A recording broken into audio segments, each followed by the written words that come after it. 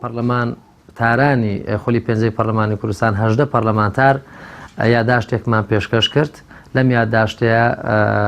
کە دوێنێ پێر پێشکەشمان کرد بۆ سەرۆکاتی حکوومەتی هەرێمی کوردستان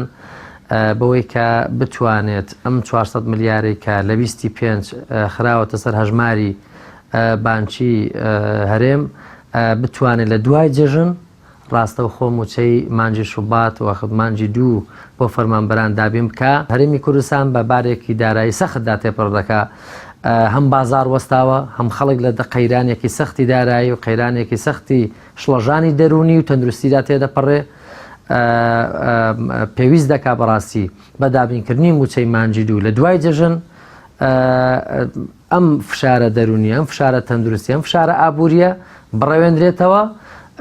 خۆتان نزانن کە بارودۆخی سیاسیش دارمی کوردستانە بە بارێکی باشدا گوزەر ناکە هەموو ئەم هۆکارانە هۆکارم بۆ سەختی گوزەرانی خەڵک کە ئێستا پێدا تێپەڕ دەکا بۆیە من پێم وایە بەڕاستی ئێستا کاتی ئەوەیە کە حکوومەتی هەرێمی کوردستان بژاردەکانی چاکسازی بۆ باشترکردنی باری دارایی گورج و گۆڵ بکاتەوە باشترین بژاردە ئەوەیە کە یاسای چاکسازی ئەوەی کە لە پەرلەمانی کوردستانە چیە دەرکرا بچێتە بوارە جێبەجێکردنەوە و بتواندرێ چاکسازی بکرێت لە خاڵە سنووریەکان ئەوەی هەیە ئێستا لە خاڵە سنووریەکانە ڕاستە داهات بە شێوەیەکی گشتی کەم بۆتەوە بەڵام لەگەڵ ئەوەشدا ئەو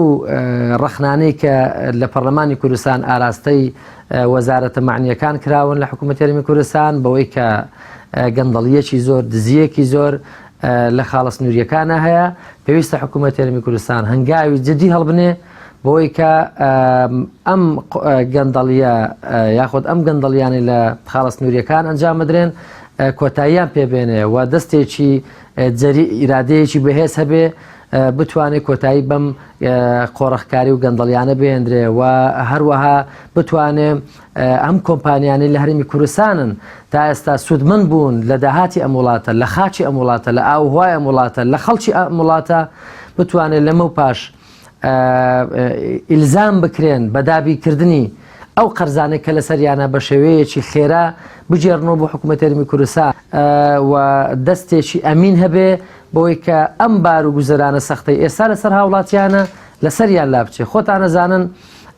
ئەم سێ مانگەی کەرەنتینە لە هەرێمی کوردستان بارودۆخێکی زۆر سەختی خوڵقاندووە بۆ خەڵک کە چیتر بەرگەی ناگرێ بەڕاستی هەم بەوەی کە نزیکەی 6 مانگ تێپەڕیوە ئێستا موچەیەک وەرەگرێ و ئایندە دیار نییە کە موچەی دووەم و موچەی مانجی شوبات کەی دابەش دەکرێت و بازارەکان بەڕاستی سستی و وەستانێکی مەترسیداریان پێوە دیارە و بەڕاستی خەڵک چاوی لەوەیە کە موچە دابش بکرێ موچە بۆ چییە بۆی کە خەڵک سەرفی دەکاتەوە بازار جمۆجۆڵی تێدەکەوێتەوە کە حەقێکی شایستەی فەرمانبەرانە حەقێکی شایستەی هەموو موچە خۆرانەیە کە چاویان لە حکوومەتە 30 ڕۆژدارێک موچیان بۆ دابین بکە و پابند بێ بۆ بەڵێنانەی کە لە سەرەتای ڕاگەیانی کابینەی نوێ ڕاگەیاندرا بۆیە ئومێدەوارم کە هەموو سەختیەکان بە دابینکردنی موچە و بە جێبەجێکردنی یاسای چاکسازی بە توند و تۆڵکردنەوەی خاڵە سنووریەکان بە نەهێشتن و بنەبڕکردنی گەندەڵی و بە وەرگرتنەوەی قەرز لە کۆمپانیەکان هەموو ئەو فشار و سەختیانە تێپەڕێەوە بڕەوێندرێتەوە و دڵی خەڵک خۆش بکرێ بە دابینکردنی موچە و ڕێکەوتنیێکی جدی لەگەڵ بەغدا بکرێ هەموو لایەنە سیاسەکان پابند بن بەداخەوە ئێستا لە هەرێمی کوردستان دۆخێکی نەخوازراوی سیاسی هەیە کە من پێم وایە سوود بە هیچ لایەنێک ناگەێنرێ پێویستە سیاسیەکان پەرلەمانتارە بەڕێزەکان کە ئێستا شیر لێک دەسوون و شیر بۆ یەکتر تیژەکەن